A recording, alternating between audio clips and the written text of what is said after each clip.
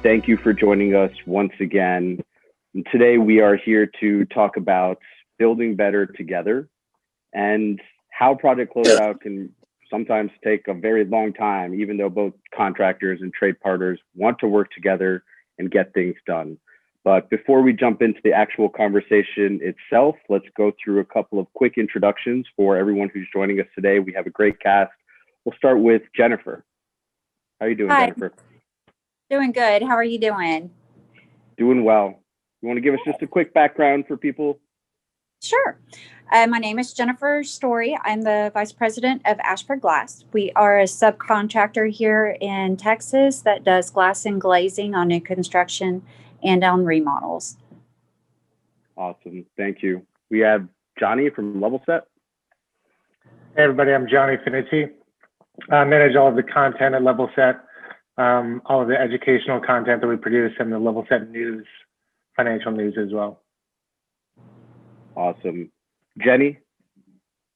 Hi, I'm Jenny Bass, CEO of Shade Systems in Atlanta. We fabricate and install dock canopies for large commercial warehouses.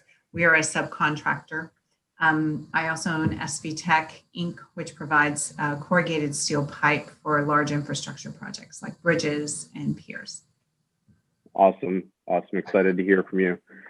Myself, for those of you who don't know, I'm Satyam Verma. I work with the multiple platforms here at Pype, along with our clients and our software partners to create integrations and workflows that really help people leverage tools to achieve their goals.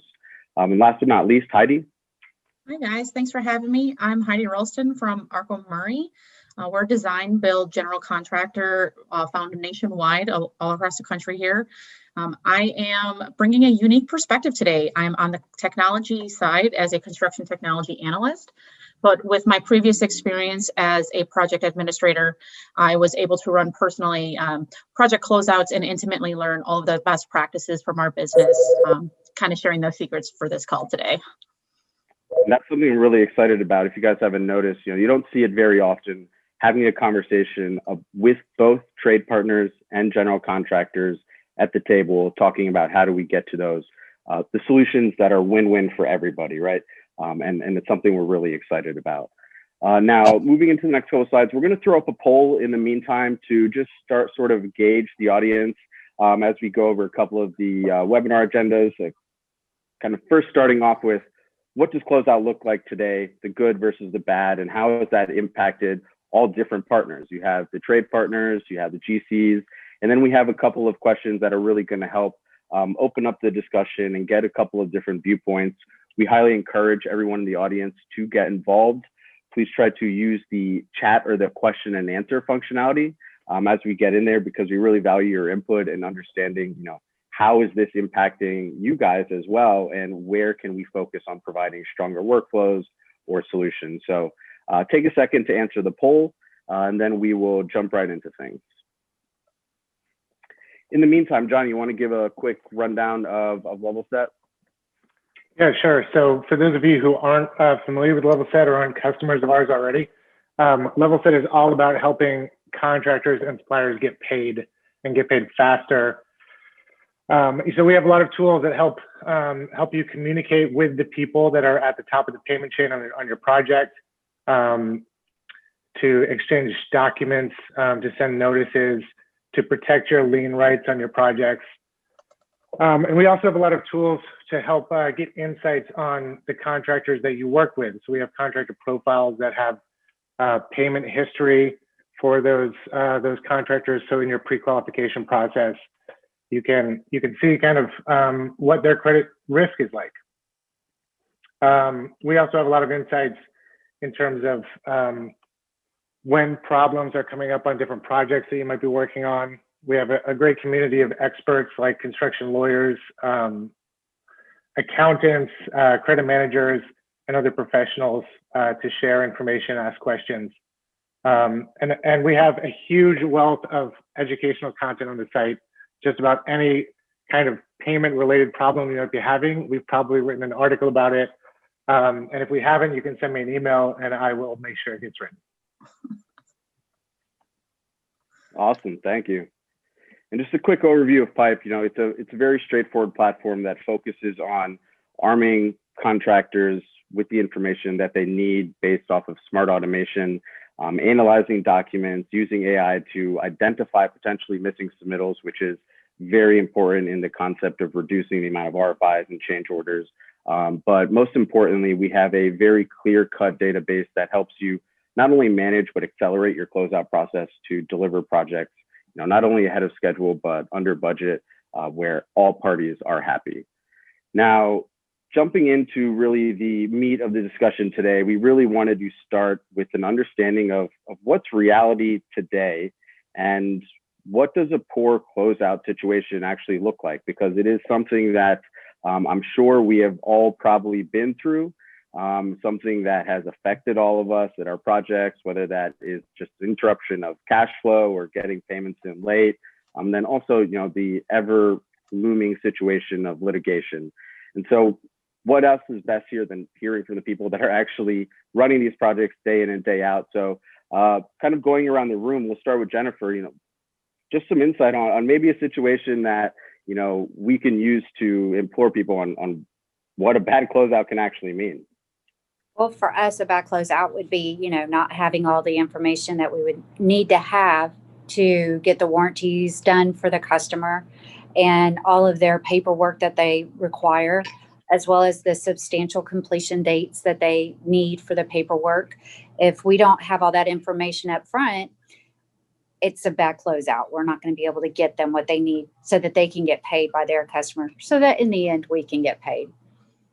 And that kind of drives home on a concept that we like to talk about a lot, is the fact that closeout starts really on day one, right? Closeout is not something that you start when you're supposed to be closing out, because as you were talking about, making sure you have the right information, understanding what you need to submit and how you need to be submitted, you need to be well prepared to do that. And that comes with just having processes and communication in place. Heidi, coming from the GC side, any insight from you? Definitely. Substantial completion date is a really important aspect, and very similar to what Jennifer said, we put our best practices in place so we can send our subcontractors all of the information up front. We want to give them all the substantial completion date, what's required, and when we need that required information from. What turns into a poor closeout is if we are not receiving the data back from our subcontractors in a timely manner. We really take our pride in sending out that information ahead of time, letting them know and communicate, so we can ensure that we have a good relationship working with new subcontractors and existing subcontractors. Yeah, I think it's important. We've hit on those 2 points of having a clear-cut understanding of what's required and communication. Jenny, kind of being probably in that situation multiple times, and how important is that unity and communication between all parties involved? Well, in our particular case, there's a lot of standardization around what is required at closeout, and we're well equipped to handle that.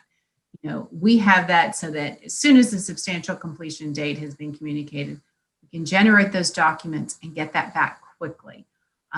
What results in delays and a poor closeout is when owners or contractors don't let us know of special things, whether it's, different wording in a guarantee or different types of documents that they need to see.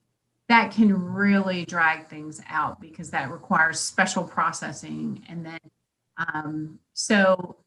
adherence to industry standard is important. And if it's not, knowing that, as part of the contract, when the contract gets signed. Of course. And seems like the fact that you have those strong, let's say, controls in place or standards is allowing you to probably ask the right questions. Yes. When you are getting ready to put a plan together, deliver that project. By spending the time and having those controls and that structure, you have insight into, hey, if I don't have the certain information, let me go and ask for it. And so opening those lines of communication ahead of time, whereas if you do that 8 months into the project, more than likely, you have to, there's an RFI going, there's change orders, there's a blame game, really is what it's going to come down to, because we didn't just have a discussion up front. And it can be really highly impactful. And those kind of points, pretty much helps us define what a good closeout is. And it comes down to some fairly simple things, right? Open and clear communication. And then, unity, understanding that everybody, all the partners on a project share risk in one aspect or another. And so communication is something that can really help everybody win. So a question that I'm going to throw out there, and we have a couple of different viewpoints here. What are some of the examples, and you had touched on this, Jenny, of the types of structure you'd put in place of example processes your company has implemented, and really maybe being a little bit more explicit or prescriptive to target one point that has really benefited you guys. And let's start with Jenny.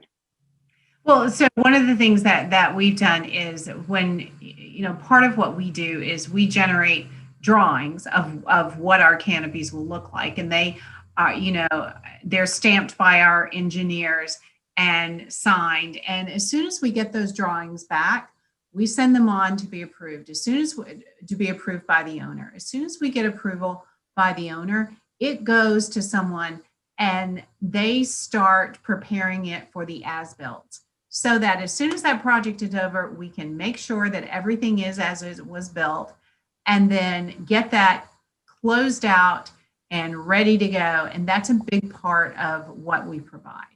And so having it done that way, being able to set that up so that it's easily convertible into the as-built has been very helpful. Now, go ahead. Sorry, go ahead. I was just going to say, and then also, as we finish up a job, making sure to do sort of an unofficial walkthrough with the superintendent to make sure that, they don't see anything that anything obvious that we need to be working on, because we would like to correct anything that needs to be corrected while we're there and not have to come back later. That just draws things out. So those are things that we do to try and speed up completion. Do you see that impact that's maybe the types of projects you go after, the owners you work with? Because, we've seen not all owners are willing to maybe put in that time and effort ahead of time to make sure that, hey, are we on the right page? Does it make it, does that mean you're more selective in who you want to work with? Well, we definitely like to work for the same owners over and over, because we know where, what their particular expected, what they're okay with. We really like to see the same owners. If we do have a new owner, we try to really make sure that we communicate early on with the GC. Is there anything, out of the way that we need to know about this? We also try to find out, is this going to be, is the tenant going to occupy it as soon as we're finished? Or is it going to sit until they can finally find a tenant? That can also determine how quickly things get wrapped up as well. Of course, and in your position, that means you have to have clear lines of communication with your contractors as well as in other cases with the owner. So there's a lot of complexities. Heidi, being from a GC working directly with owners, what is your approach on maybe a couple of processes or practices that you guys have seen be successful? Definitely. So with our owners, we really try to also maintain that same working relationship with repeat clients. We want to continue building those relations, not only with owners, but with subcontractors. We have a couple of repeat clients that we use on quite a few projects that have set those standards ahead of time. At the very beginning of every project, we know what they require, what they want, and we want to be able to provide that to them in a very quick fashion as well. For those particular projects, we also work with a lot of those same comfortable, confident subcontractors. So when we're sending out our clear expectations of, this is exactly the documentation that we need. Maybe we need it in this particular platform, and we also need it by this due date. We're really trying to put in best practices across the entire enterprise, whether it's for a new client or an existing client, that we set those expectations with our subcontractors so we can also communicate that efficiently with our owners. There's quite a few owners that like their turnaround time for closeout packages within 30 days from that substantial completion date. So again, really focusing on starting closeouts early on in the process is really going to streamline this for everybody. And at the end of the day, we're going to maintain our longstanding relationship with that owner and our subcontractor. So it's really important to maintain both of those. Of course. And want to once again reiterate the point that a lot of this talk that we have about having a successful closeout starts with a lot of things that happen right at the beginning of the project. Once again, those making sure you're having those meetings and everybody's involved. Jennifer, you had this line that I thought was great. Forewarned is forearmed, and would love to kind of have you break that down for the audience. Pretty much just knowing ahead of time what is expected. Yeah, just we need to know ahead of time what you as the customer is looking for as far as our warranties go, and when do you need all this stuff by, and what is the substantial completion date. Those are all the things that are very important for our side of the business, so that we can get everything out as quickly as possible to the customer and they can get it taken care of for their customer. Definitely. I think this kind of builds into Johnny's next question, actually. Yeah, all three of you talked so much about substantial completion, and I have a few questions about that. But before we do, I just wanted to share the poll results because it mirrors exactly what we've been talking about. Almost 75% of you said, you have at least positive relationships with your GC or subcontractor partners. But when the relationships are tense, the main contributing factor is poor communication. Over half of you said that. And that's goes back to what Satchman's been saying. A good closeout process starts at the very beginning of the project. Like the first communication that you have with the owner, with the GC, with your subcontractors is going to set the table for how well that closeout goes at the end. We do have another poll related to that the first set of questions that we've been talking about. Let's see.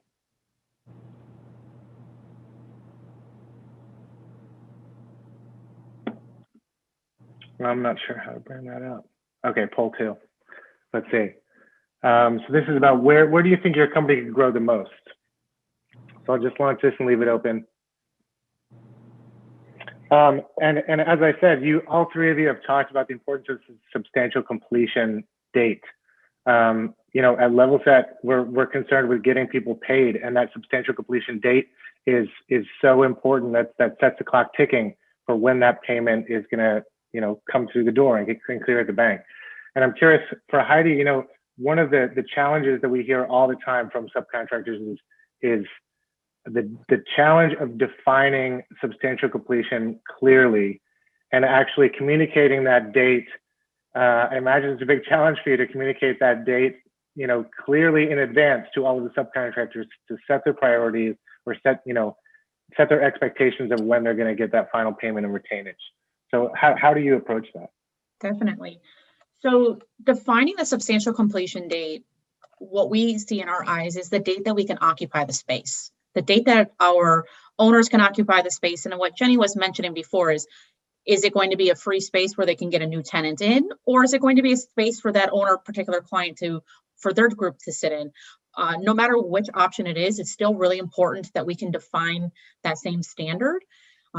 Couple of issues that come into play with those substantial completion dates. For instance, maybe COVID happens, maybe you don't pass an inspection, and it's continuously to push those those substantial completion dates. What's really important for us is that our internal team continues to communicate that, not only to the owners, but to the subcontractors as well. The last thing we want to do is send out that communication to our subcontractors requesting the information, and then saying, okay, well, sorry, there's been an error. We have a new date and then another new date and another new date. So to avoid frustration across the board, there's a lot of communication that's required from our internal division to then talk with subcontractors, letting them know that we're keeping them in the loop. And same thing with the owners. We want to make sure that we have those tough conversations if they need to be tough ahead of time in trying to streamline all of those processes. Yeah, I like what you're saying about, having those tough conversations. There's so many times when you have to have it, you don't want to, but it's so necessary to keeping that closeout process moving.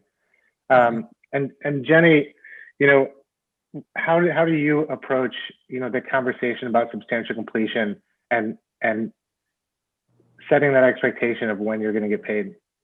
Well, substantial completion is important for us for a couple of reasons. Not only because of when we might get paid, but that's when we need to be finished and out of there by. Because given the nature of our work, is that we're usually one of the very last ones on site, and so we're constantly with the project manager. Toward the end, we're constantly back and forth of he or she is wrapping up with, when do you think you'll be done? When are you planning on wrapping this up? And so for us, it's an ongoing thing as we're getting towards the end of the project.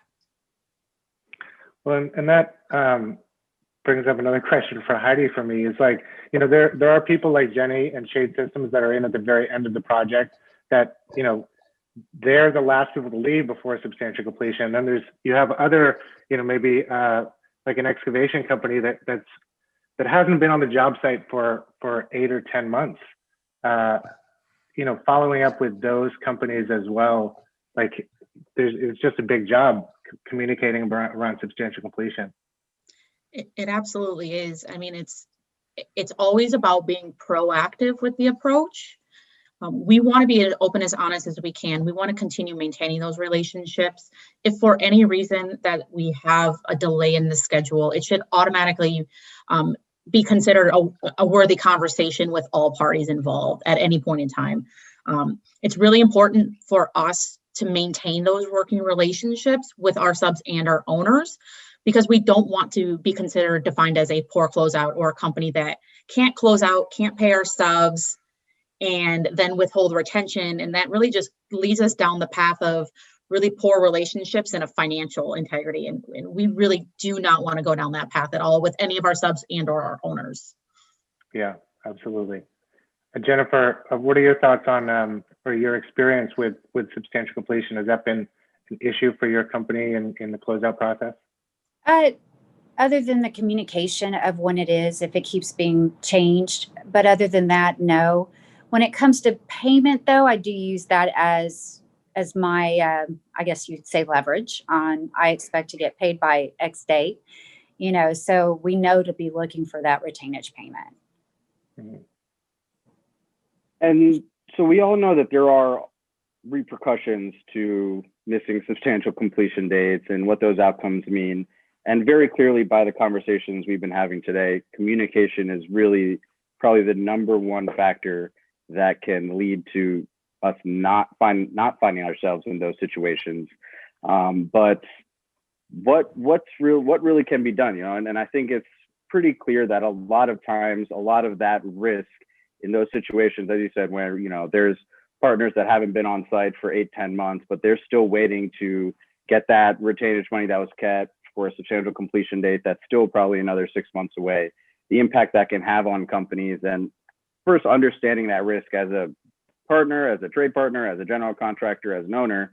But let's talk about what can actually be done, and let's start with kind of the trade partner point of view and kind of what happened. I know there's a couple of stories that we talked about, about the impact of missing these things. So let's just start with kind of some of those bleak examples. I know Jenny has a pretty interesting story about that.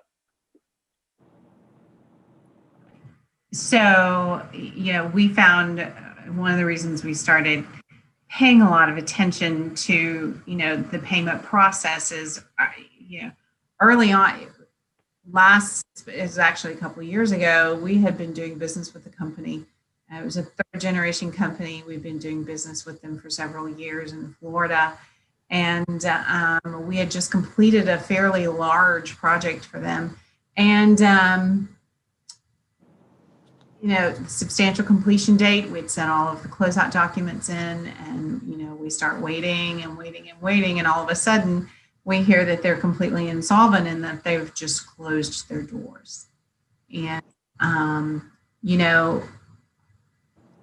our fault for not having better lines of communication throughout the end of the project, that we didn't know, hey, something's going on. And we didn't have a process for early on, protecting our rights and protecting our payables. And that's kind of why we started putting this whole process together of putting, all of our payables through this process and making sure that we, keep those lines of communication open and adhere to that process. A lot of people sometimes do need that, let's say, compelling event to put those processes in place. And clearly you guys did that. And now I'm sure you're seeing the fruit, or at least the de-risking, or maybe just having more confidence in the work that you're doing and the outcomes that it's going to provide. It did. And, when that happened, we ended up having to open up lines of communications with the owner, which typically we don't talk a lot to the owners, but we ended up having to go straight to the owners and, working out, how can we all come out of this, with our hides. So, we had to, because, we weren't really communicating with the GC as much as we needed to, it ended up going poorly. And, we had to start communicating directly with the owner, which thank goodness they were a very reputable company, and we were all able to kind of walk away from it somewhat scathed, but completely intact. So it worked out, but it could not have. It could have gone. I mean, there's plenty of cases where it does not. So yeah. Jennifer, what are some things that you guys have deliberately done now to improve, knowing that the communication is really the key aspect of what we're talking about? Well, we have gotten the Levelset program, which really helps with our communication. Every time we get a job, we input that information in there, have it set up for payment reminders, and if anything had to go to the next step, I know that it would remind me. But I think the communications actually improved a lot with my customers with that, because you don't have to focus on, sometimes your communication isn't only, hey, here's my reminder to you, I'm reaching out to you about money. That's happening through Levelset, and you can focus on having a real relationship. Like, hey, let's talk. Let's not talk about money on top of that. Like that, those are the best scenario. Let's have a conversation that doesn't involve money so that we can actually talk. Exactly. And it's helped a lot.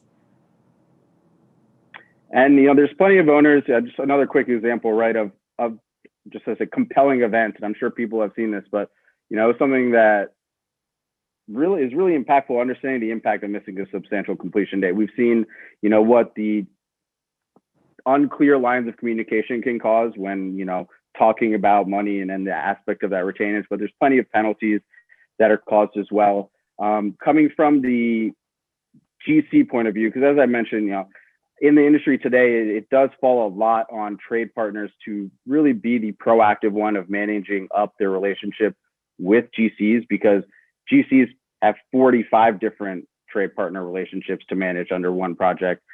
Subs also have a lot of different relationships. When it comes to that project, their one focus to that GC. But what are we seeing GCs do to be proactive about clearing those lines of communication? Because as I said, everyone holds risk. If we all provide better and know what's going on, there should be better outcomes. What are you guys doing, Heidi? Absolutely. It really stems from the fact of managing expectations. So with that communication, we're able to ask the owners the right questions. So really trying to stay proactive in the approach of client delivery dates, determine why maybe we had a permit delay or a certain delay that was early on in the project. Maybe it was a product that we had bought but was also delayed. So it's really trying to get to the central source of truth of why that issue happened. And then ultimately managing the expectations of understanding the owner's true pain points. Is their schedule impact the true pain point, or is it a cost impact? And really depending on all of those factors there, I mean, it could be both really, or it could be really one over the other. Schedule being a really hot commodity, if that means that we need to push something faster, or we know we need to go and order something new and cost is not a concern, but that schedule really is, we're going to take that approach with them and really try and manage that as well as we can. The last thing we want to do is go over on our substantial completion. We do not want to be charged additional fees at the end of the day. It's really just having those conversations and just continuing that on. There's one thing I've learned: you three are the ideal trade partners and GCs to be working with in any situation.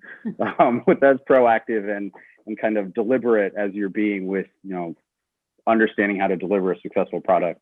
With that, we're right on the end of the 30 minutes. We want to jump into a couple of questions that we're seeing from the audience, and want to open it up to anybody else who does have any questions.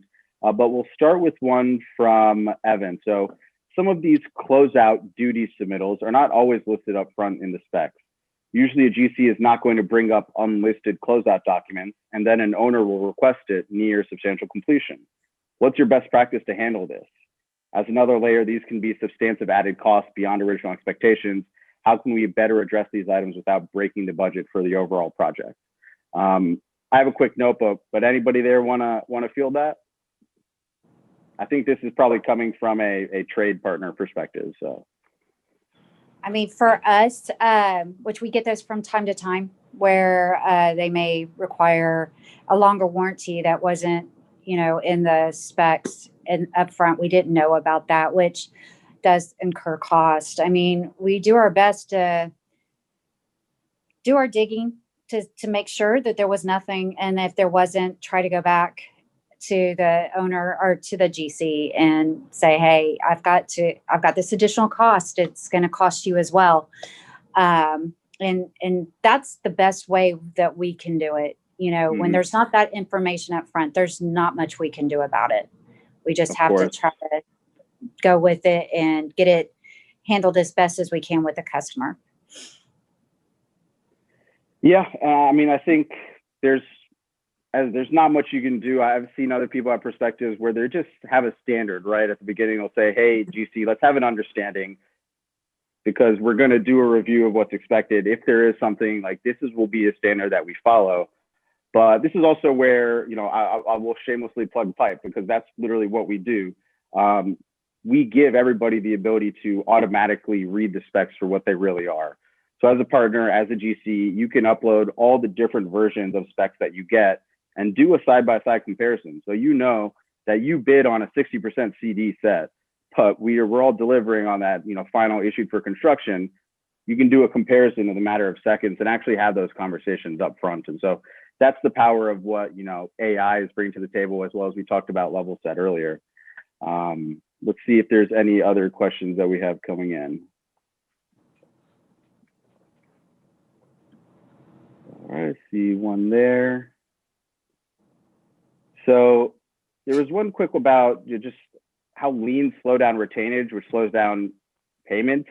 I know this was a discussion that we wanted to talk about. Let's actually get into this one last question from Kevin. How big of an impact have the cost of materials had on projects since COVID, and how do you address them? Have you seen an impact in the costs you guys have been seeing? I haven't. Everything's been. We definitely have. Most of what we use is aluminum, but with the pipe company, what we use is steel. And it's been a roller coaster, especially now. Not only are prices high, but supply is tight. And so we're really having to try and set expectations when our customers place the orders of, there may be a longer lead time on this because, in cases we can't even get all the steel that we want. So we're having to really manage that. We're making, our quotes valid for shorter periods of time, and with the caveat that we hope that this is only a temporary situation, that we will be able to return to normal operations soon. So we've really had to communicate a lot with our customers about where the market is and what we're doing to try and mitigate that. Yeah. I think with the environment that we're in, I think just that's straightforward, and people have to know where you're at and understand what the situation is. But going back to the simple fact of communication, I think a impactful question that a lot of people would benefit from that came in from Kelly is, can you speak to how you standardize the closeout process? What does that look like? What are some of the crucial steps or documents? And that's a pretty loaded question, but I think what a lot of people struggle with is just maybe a good place to start. And I know all three of you have went through this process of implementing these processes in your company. So what would be your advice on how to at least get started? Definitely. So it's really understanding what type of project it is first. And maybe it's an interior build out, maybe it's an entertainment build out, depending on the magnitude of the project is really going to determine what type of closeouts you need. Understanding from the owner perspective as well, maybe you're building in a space that has, they're renting a space, maybe they're a tenant in the building, and working with that property manager to understand what they need, maybe for their tax purposes, maybe for their own buildings, their own records. So starting with that platform on that type of build out, you may be able to get some insight from them, understanding. You can also build off of that information. We've have a couple of projects where internally, some of the owners specifically need as-builts from all of our MEPs. And that's a fairly standard you see across the board here. Or maybe specifically you want a product data or a cleaning recommendation. It's really going to be dependent on the product there as well.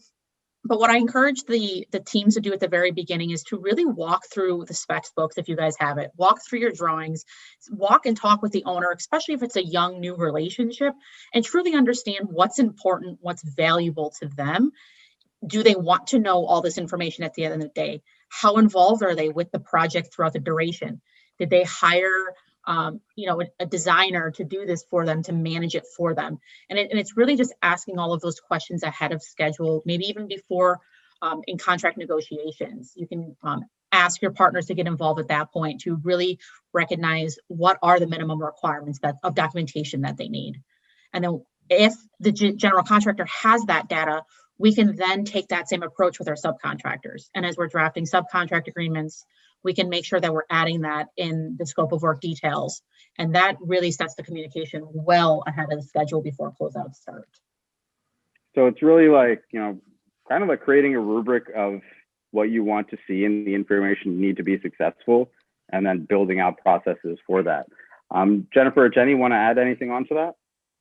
Well, I mean, I know for us, we have the standard as far as, the cleaning, the maintenance on our materials. We know we're going to have to get a glass warranty. We know we're sealant. There's certain things that for us are very standard, but there are little things that'll come up, like maybe it's a lead project and that's going to require further documentation, or, something where they might throw something special in there about the way they want it worded, or where they want to see the name of the project, just little things like that. Those are things that would be helpful to have at the beginning and not at the end. But aside from that, I would say that our normal is the as-built, all our warranty information, cleaning instructions, and our own company warranty. We know that those things need to be handed over to the customer, as well as our final, walkthrough with the customer, so to make sure that everything's been done to their liking. Ours is pretty much the same. Yeah. I think a big point here is it has to be deliberate, right? It's not going to be like throw in one piece of structure at one time on the front end and then maybe have a meeting on the back end and hope it turns out right. You need to literally bring together your teams internally across your departments, understand what their needs are, and create that rubric of, hey, this is what we need to be efficient. This is what we need to be effective. And this is what we need to hit our bottom line, bring all that stuff together. So it really is a deliberate process that does take time. And as I said, there's compelling events that'll force you to do it. Or, especially with the environment that we're in now, and who knows what'll come out on the other side, right? This is a great time to begin to implement some of those processes before you have to see what the other side looks like. But with that, we're at 2:40 now. We're going to wrap things up. Really appreciate everybody's time joining us today, and all of those that have attended. There were a couple of questions that we didn't get to that we will follow up with afterwards, as well as the recording of the webinar. But once again, thank you all for joining us today. Thank you for having us. Thanks, everybody. Bye-bye. Thank you.